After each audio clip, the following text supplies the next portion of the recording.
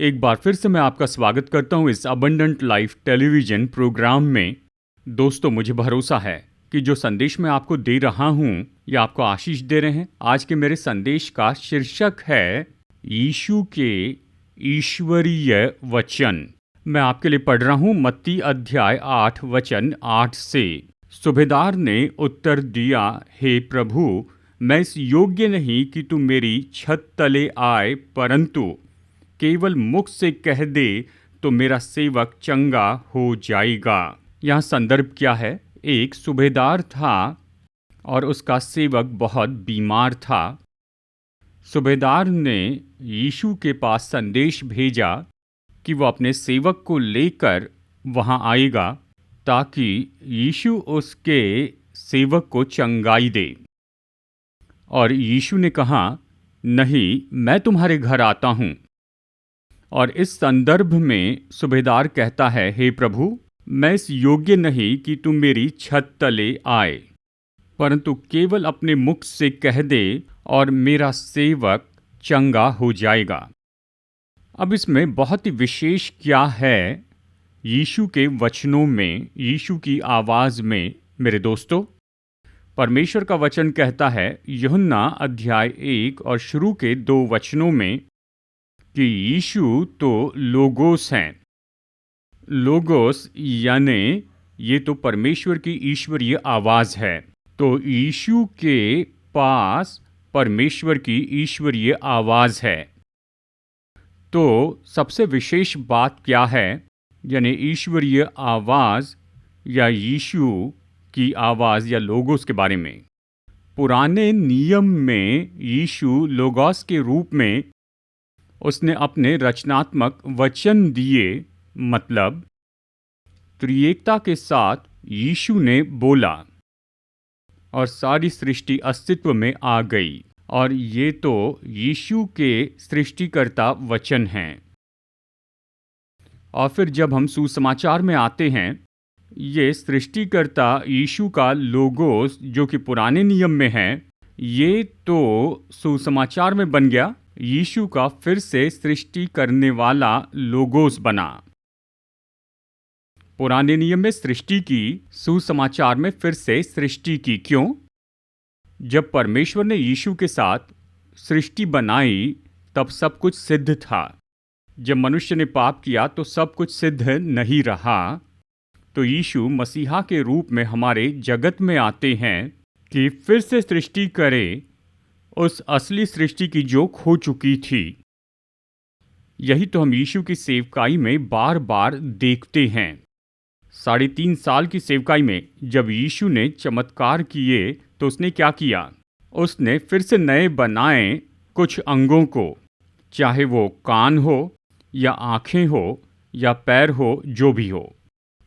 तो सुसमाचार में हम पाते हैं यीशु की ईश्वरीय वाणी लोगोस के रूप में ये तो परमेश्वर की फिर सृष्टि करने वाली आवाज़ है। और ये सूबेदार तो बिल्कुल यही तो कह रहा था कि आप तो मसीहा हैं, आप स्वयं परमेश्वर हैं। असल में आप ही तो सृष्टि करता है, लेकिन अब आप फिर से सृष्टि करने वाले के रूप में आए हैं।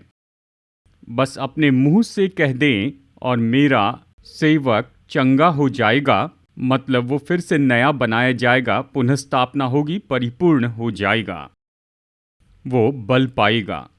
मेरे दोस्तों, ये बहुत ही अद्भुत बात है। तो सुसमाचारों में हम ये पाते हैं कि यीशु फिर सृष्टि करने वाले परमेश्वर के वचन हैं, जिसने मनुष्य जाति को फिर से नया बनाया, शरीर में, भावना में और आत्मा में। और गौर से सुनिए, यीशु के पुनरुत्थान के कारण ही ये फिर से नया बनाने वाला लोगोस या वचन या यीशु की जो वाणी है, ये तो हम सब के लिए उपलब्ध है। यीशु अभी भी अपने लोगोस वचन को कहते हैं। अब हमें इसे बहुत ही अच्छे से समझना होगा। यीशु केवल वही वचन कहते हैं जो उसने पहले से वचन में कह दिए हैं। वो कभी नया वचन नहीं देते हैं। या नया प्रकाशन, मसीह में परमेश्वर का लोगोस, मसीह में परमेश्वर का वचन दिया गया एक बार सदा के लिए। नए नियम में ये लिखा हुआ है। अब परमेश्वर का और ज्यादा प्रकाशन किसी और को नहीं दिया। किसी भी बात के बारे में जो कुछ भी कहा जाना चाहिए, चर्च को, संसार को और सभी को, ये पहले से नए नियम में लिखा गया है। तो आज का मेरा संदेश बहुत ही रोमांचक है। यीशु आज भी वही वचन कह रहे हैं जो उसने सुसमाचार में कहे थे, आज भी वो वही कहते हैं। सुसमाचार में यीशु ने जो वचन कहे थे, उसने अलग अलग लोगों को अलग तरह से आशीष दी थी। यीशु ने 37 बार कहा सुसमाचारों में, उसने अपना लोगोस वचन खोला, नया बनाने वाला वचन, और आशीष दी। और हम ऐसे 3 यीशु के फिर से सृष्टि करने वाले वचन देखेंगे जो आज भी हमारे प्रतिदिन के जीवन में हमें आशीष देंगे। पहला वचन जो यीशु हमसे कह रहे हैं वो ये है। यीशु ने कहा, गहरे में ले चल। इसे हम पाते हैं लूका अध्याय 5 वचन 4 में। जब वो बातें कर चुका तो शमौन से कहा, गहरे में ले चल और मछलियां पकड़ने के लिए अपने जाल डालो। यीशु ने इन शब्दों में शमौन पतरस से बातें की। उस समय जब ये चेले यीशु के पीछे चलते थे, वो तो परिपक्व नहीं थे, बहुत कम उम्र के थे। वो नहीं जानते थे कि यीशु ने उन्हें क्यों बुलाया और ये सब। कहा जाए तो पतरस अभी भी किनारे पर यीशु के पीछे चल रहा था। पतरस अभी भी अपने उद्धार के किनारे पर था। यीशु कह रहे थे, पतरस, यदि सच में मेरे पीछे चलना चाहता है, यदि तू सच में मेरा सबसे उत्तम चेला बनना चाहता है, ताकि मैं तेरे द्वारा अपने उद्देश्य पूरे करूं, मैं यही चाहता हूं कि तुम किनारे पर ही बने न रहो। गहरे में जाओ, अपने उद्धार की गहराई में जाओ, अपने आत्मिक जीवन की गहराई में जाओ, अपनी नाव को गहराई में ले चलो। जितनी गहराई में आप जाएंगे उतना ज़्यादा आप बढ़ेंगे।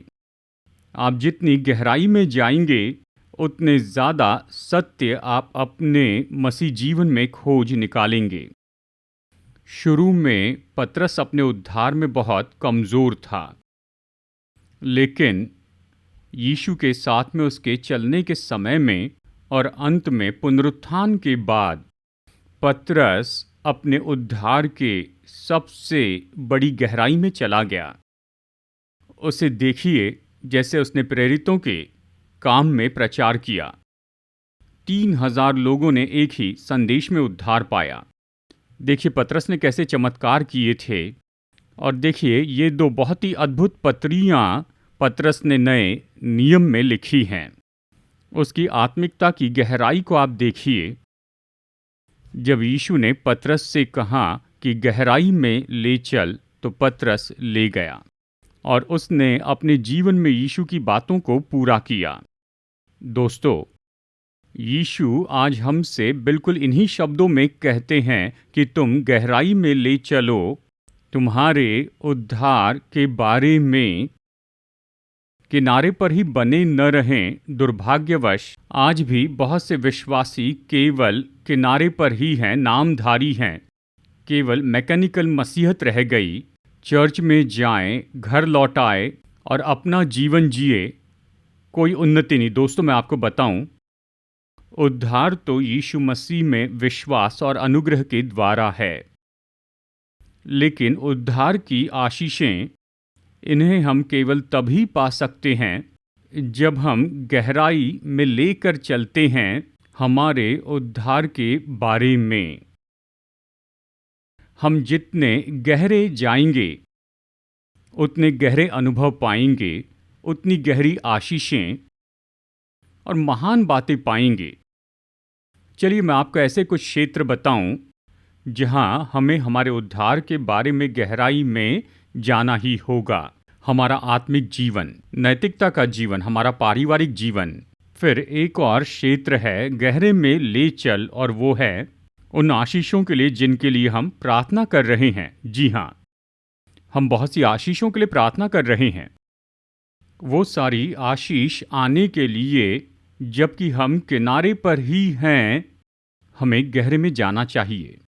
फिर एक और क्षेत्र है जिसे कहते हैं भावनात्मक जीवन। हाँ, बहुत से विश्वासी तो बहुत कमज़ोर हैं, बहुत डरे हैं, बहुत चिंतित हैं, वो बहुत निराश हो जाते हैं। नहीं, जब हम अपने उद्धार में गहराई में चले जाते हैं और जब हम उन स्रोतों को ढूंढ निकालते हैं कि भावनात्मक बल पाए, तो हम बलवंत होते हैं, हम मजबूत विश्वासी होते हैं। जब दुख आता है, दर्द आता है, परेशानी आती है, हम डट कर खड़े रहते हैं, कुछ भी हो। यीशु आज भी हमसे यही वचन कहते हैं, मेरे प्यारे बेटे, मेरी प्यारी बेटी, कि तुम अपने उद्धार में गहराई में ले चलो। यहाँ पर शर्त है, जब यीशु ने पतरस से कहा कि गहरे में ले चलो, उसने आज्ञा मानी। यही बात है, उसने आज्ञा मानी और वो अपने उद्धार की गहराई में आगे बढ़ा। हमें यही तो करना चाहिए। आज ही निर्णय लीजिए, हाँ, आज ही से मैं उन बेकार की बातों को दूर करूंगा जो मेरे जीवन पर नियंत्रण करते हैं, और मैं उद्धार को गंभीरता से लूंगा। मैं गहराई में जाऊंगा। और पतरस ने एक और काम किया था। गहराई में जाने के पहले उसने अपने पापों से पश्चाताप किया था। वचन 8 सुनिए। ये देखकर शमौन पतरस यीशु के पांव पर गिर पड़ा और कहा, हे प्रभु, मेरे पास से जा, क्योंकि मैं पापी मनुष्य हूँ। हम यहाँ पर क्या सीख रहे हैं? पश्चाताप के बिना अपने उद्धार की गहराई में ऐसे ही चले न जाएं। जब तक आप पश्चाताप न करें, आप आगे नहीं बढ़ सकते हैं। जब तक कि मसीह जीवन में निरंतर पश्चाताप न होते जाएं, हम तो उद्धार की गहराई में आगे नहीं बढ़ सकते हैं। बिल्कुल वैसे जैसे कि यीशु ने पतरस से कहा, अपने जीवन को देखो, पश्चाताप करो, गहराई में लेकर चलो, कि गहरी आशीषों को खोज निकालो, जिसके बारे में मैंने अभी आपको बताया है। दूसरी बात, यीशु हमसे बातें करते हुए कहते हैं, खुले रहें। ये वचन पाया जाता है मरकुस अध्याय 7 वचन 34 में। और स्वर्ग की ओर देखकर आह भरी और उसने कहा, एफ़्फ़तह, अर्थात खुल जा। अब यहाँ इस वचन का संदर्भ क्या है? यहाँ एक मनुष्य था जो बहरा था और साथ ही उसे बोलने में बहुत परेशानी भी होती थी। वो हकलाता था। इस व्यक्ति से यीशु ने कहा, एफ़्फ़तह, खुल जा, और तुरंत ही वो सुनने लगा और उसका बोलना भी बिल्कुल सामान्य हो गया।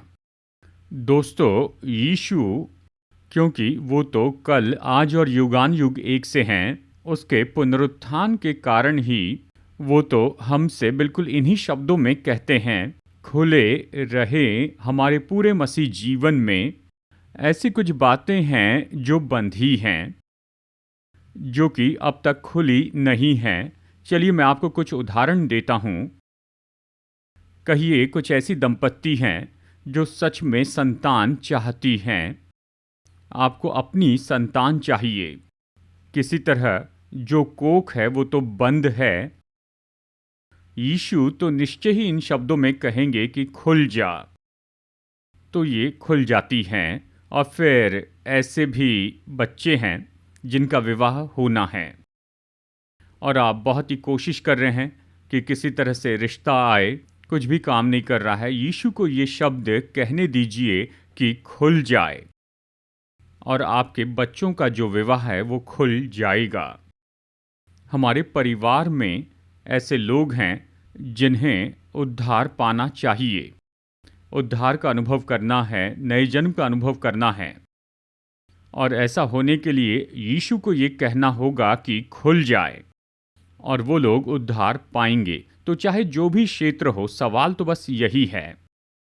उस समय ये व्यक्ति जो बहरा था, जिसे बोलने में परेशानी थी वो सुनने लगा और अच्छे से बोलने लगा। और उस समय तो बहुत ही महान बात हुई थी। और यही तो भेद है कि यीशु ने इन शब्दों में कहा था कि खुल जा, यहाँ तक कि हमारे जीवन में। चलिए वचन पढ़ते हैं। तब वो उसको भीड़ से अलग ले गया और अपनी उंगलियां उसके कानों में डाली और थूक कर उसकी जीभ को छुआ। इस बात पर गौर कीजिए कि यीशु उसे भीड़ से अलग दूर लेकर गए, जो हमें इसके बारे में ये विचार देता है। यीशु ये चाहते थे कि वो मनुष्य यीशु के साथ में अकेले रहें, और तब यीशु ने ये सब कुछ किया। दोस्तों, भेद तो ये है, यीशु खुल जा ये शब्द तब कहेंगे जब हम यीशु के साथ में अकेले होंगे। खास करके प्रार्थना में यीशु के साथ अकेले रहेंगे। अब इस वचन को सुनिए, मत्ती अध्याय 6 वचन 6। परंतु जब तू प्रार्थना करे तो अपनी कोठरी में जा और द्वार बंद करके अपने पिता से जो गुप्त में है प्रार्थना कर, तब तेरा पिता जो गुप्त में देखता है तुझे प्रतिफल देगा। अब ये तो ऐसी बात है, ये बहुत ही अद्भुत बात है, परमेश्वर के साथ में प्रार्थना में नज़दीकी, यानी अकेले में रहना, दरवाजे बंद करके।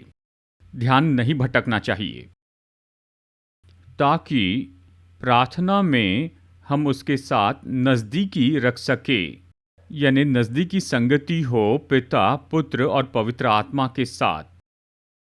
यही तो वो नज़दीकी है, और ये तो यीशु के साथ में एकांत में समय बिताना है।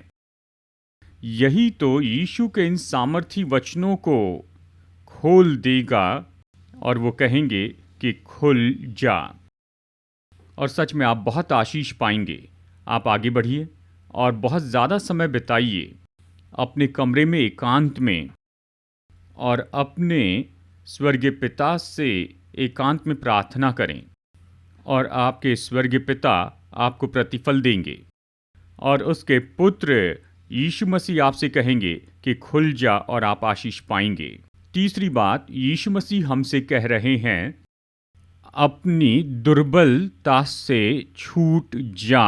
और ये पाया जाता है लूका अध्याय 13 वचन 12 में। यीशु ने उसे देखकर बुलाया और कहा, हे नारी, तू अपनी दुर्बलता से छूट गई। अब देखिए, ये स्त्री थी जो 18 साल से वो तो ग्रसित थी, सताई जा रही थी उस दुर्बलता की आत्मा से, मतलब ऐसी आत्मा जो शरीर को दुर्बल कर देती थी। और यीशु ने उस स्त्री से कहा, हे नारी, तू अपनी दुर्बलता से छूट गई। ये लोगोस वचन, यीशु का पुनः सृष्टि करने वाला वचन, और तुरंत ही वो स्त्री सीधी हो गई थी। प्यारे दोस्तों, मसीह जीवन में यीशु अभी भी हमसे यही वचन कहना चाहते हैं। हम सभी से कहते हैं, अपनी दुर्बलता से छूट जाइए, यानी अपनी कमजोरियों से छुटकारा पाए, चाहे वो जो भी हो। जब तक कि यीशु ये शब्द न कहें, हम छुटकारा नहीं पा सकते हैं इन सारे बंधनों से, इन कमजोरियों से। चलिए मैं से आपको कुछ क्षेत्र बताऊं जिसके बारे में हमें मसीह जीवन में ध्यान रखना चाहिए। इसमें पहली कमजोरी जो हम पाते हैं वो है मसीह जीवन में यीशु मसीह के लिए समर्पण। ये तो बहुत ही मुश्किल होता है। शैतान यीशु के लिए हमारे समर्पण को कमज़ोर करता है कि यीशु से ज़्यादा प्रेम करें, कि उसके पीछे चलते जाएं और ज़्यादा उसकी सेवा करते जाएं। अगर यीशु के लिए आपका समर्पण किसी तरह से कमज़ोर हो गया है, तो आपको यीशु से बस यही शब्द सुनने चाहिए, यीशु के लिए अपने समर्पण के लिए पूरी तरह से खुल जाएं। बस यही, तो आप महान आशीष पाएंगे। फिर दूसरा क्षेत्र है जहां हम कमज़ोर हैं, और वो तो आत्मिक अभ्यास का ये पूरा क्षेत्र है। व्यक्तिगत प्रार्थना, बाइबल अध्ययन, रविवार की आराधना और पूरे हफ्ते भर चर्च में प्रार्थना सभाएं, मनन करना और परमेश्वर के वचन पर मनन करना, प्रभु वचन का अध्ययन करना, शैतान हमें ये नहीं करने देता है। वो हमें कमज़ोर कर देता है हमारे इस आत्मिक अभ्यास में। क्या होना चाहिए? यीशु को इन शब्दों में कहना है कि छूट जाएं उस सारी कमज़ोरी से जो कि आपके आत्मिक अभ्यास में रुकावट डालती हैं। मैं ऐसे भी क्षेत्र बता सकता हूं जहां पर सच में शैतान हमें कमज़ोर कर रहा है। एक और क्षेत्र है पवित्रता में बढ़ना। किसी तरह से वो हमेशा रुकावट डालता है कि हम विश्वासी लोग पवित्रता में न बढ़ें। वो लेकर आता है बहुत सी बुरी बातें और बहुत से पाप जिसमें हम बन जाते हैं, और सच में वो हमें बांध देता है पवित्र आत्मा में बढ़ने से। लेकिन यीशु को हमसे कहना होगा उस बंधन से छुटकारा पाएं, तब हम पवित्रता में बढ़ेंगे। मैं हमेशा परिवार के बीच के संबंध के बारे में बताता हूँ। उन्हें क्या होता है, शैतान तो बहुत काम करता है कि परिवार में हमारे संबंधों को कमज़ोर करते जाएं। पति और पत्नी, माता पिता और बच्चे, भाई और बहन, ससुराल वाले, हमारा पूरा बड़ा परिवार, शत्रु इसमें काम करता है, इन्हें कमज़ोर करता है। एक दूसरे से दूर हो जाते हैं, कोई एकता नहीं रहती, प्रेम नहीं रहता, एकता टूटती है, एक दूसरे की परवाह नहीं करते हैं। क्या होता है? शैतान के काम हमारे संबंधों को कमज़ोर करता है। दोस्तों, आप मसीह जीवन में जो सारे काम करते हैं तो उन संबंधों को मजबूत करें जो परमेश्वर ने आपको दिए हैं अपने चर्च में और अपने परिवार में, क्योंकि वही तो आपको अच्छा जीवन देंगे। वो आपकी मदद करेंगे, आपको प्रोत्साहित करेंगे। जब आप मुश्किल में होते हैं तो वो आपके साथ खड़े रहेंगे। एक और क्षेत्र है जहां शैतान विश्वासियों को कमज़ोर करता है, उन्हें रविवार की सभा में जाने से रोकता है। देखिए, हम लोग विश्वासी के नाते हमें अपने अपने चर्च में हर रविवार को जाना चाहिए।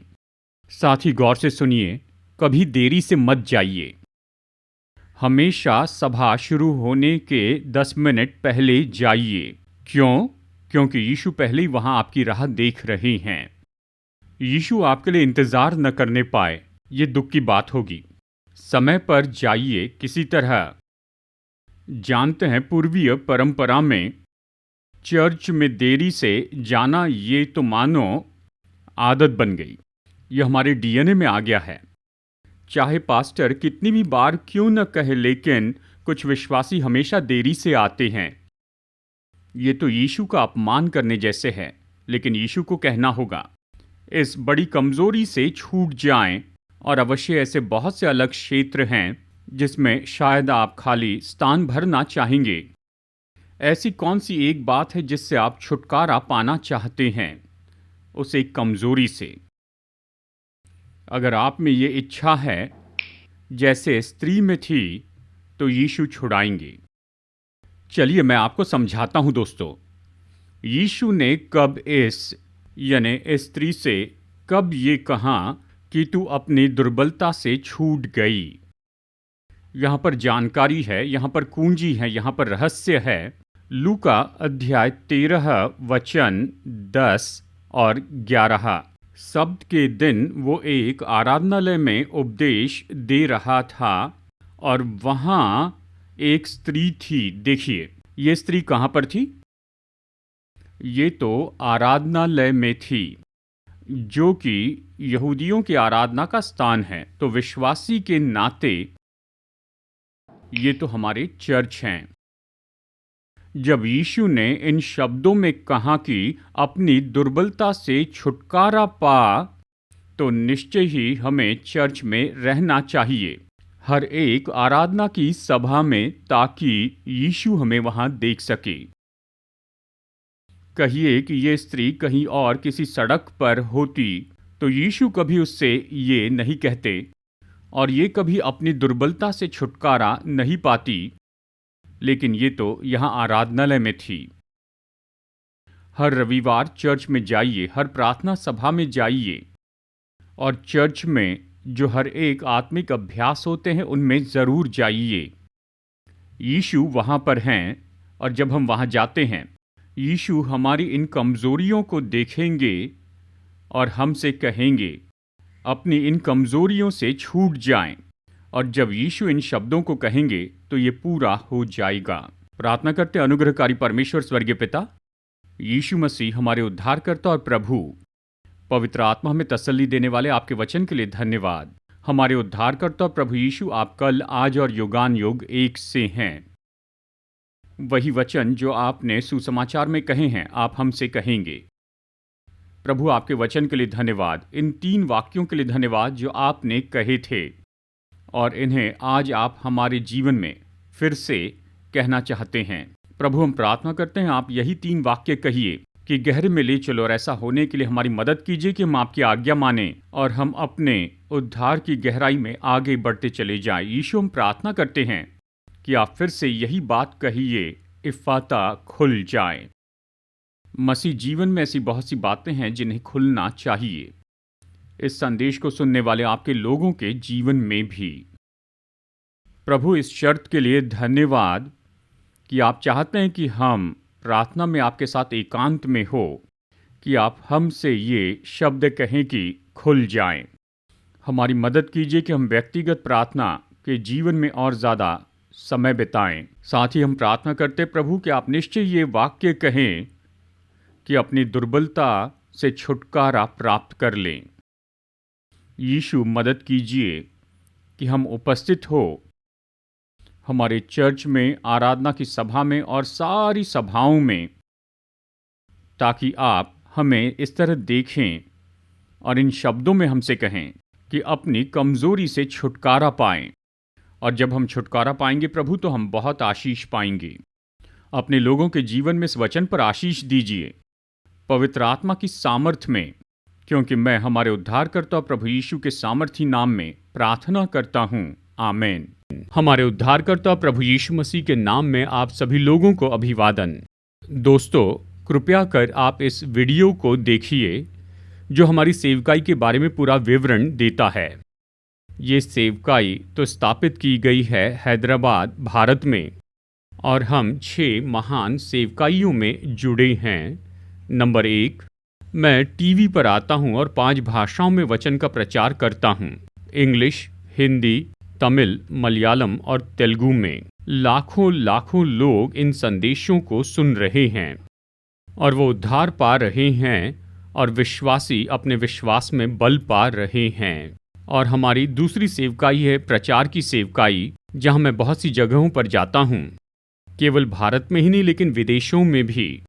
और इस प्रचार की सेवकाई के द्वारा सभी चर्च के विश्वासी परमेश्वर के वचन के द्वारा बल पाते हैं। हमारी तीसरी सेवकाई तो पास्टर्स के लिए कॉन्फ्रेंस हैं। हर साल हम पास्टर्स के लिए 2 कॉन्फ्रेंस करते हैं। लगभग 130 पास्टर्स आते हैं, सभी अलग अलग प्रोटेस्टेंट चर्च से, और 4 दिनों तक हम उन्हें मसीह सेवकाई के अलग अलग दृष्टिकोण के बारे में ट्रेनिंग देते हैं। हम उनकी यात्रा का खर्च चुकाते हैं, रहने खाने की सुविधा देते हैं, हम उन्हें किताब भी देते हैं और साथ ही हम उन्हें नए कपड़े भी प्रदान करते हैं जैसे वो अपने घर लौटते हैं। और चौथी सेवकाई है एमोरी मिशन हॉस्पिटल, जिसके द्वारा हम अद्भुत सेवकाई कर रहे हैं। ऑर्थोपेडिक में, गायनेकोलॉजी और ऑब्स्टेट्रिक्स में बहुत से गरीबों की सेवा करते हैं। हर महीने हजारों गरीब ऐसे मरीज पा रहे हैं बहुत ही उत्तम मेडिकल सहायता इस एमोरी हॉस्पिटल द्वारा। नंबर 5, हमारे 3 अच्छे चर्च हैं जिनके द्वारा हम अच्छी सेवकाई कर रहे हैं और बहुत से लोग अपना जीवन प्रभु को दे रहे हैं। और इन चर्च में प्रभु का वचन प्रचार किया जाता है। ये इन्हें बल देता है और इनकी मदद करता है कि अपने आत्मिक जीवन में बढ़ते जाएं। और हर महीने हम कुछ गरीब परिवारों को ऐसे ही चुनकर उन्हें देते हैं चावल, दाल और दूसरे अनाज। कृपया हमारी सेवकाई के लिए प्रार्थना कीजिए। अगर आप चाहते हैं कि हमारा न्यूज़लेटर पाए जिसका नाम है सीड, तो कृपया अपना पता स्क्रीन पर दिए हुए व्हाट्सएप नंबर पर हमें भेजिए, तो मैं तुरंत ही आपको अपना न्यूज़लेटर भेजूंगा। अगर आप में से कोई हमें कुछ योगदान भेजना चाहता है या एक प्रोग्राम के लिए स्पॉन्सर होना चाहता है, कृपया हमारा QR कोड नोट कीजिए, इसे स्कैन कीजिए और आप हमें ऑनलाइन अपनी भेंट भेज सकते हैं। परमेश्वर आपका आशीष दे। जैसे आप बहुत ही महत्वपूर्ण और कार्यनीति से फलवंत सेवकाई में स्पॉन्सर बनते हैं।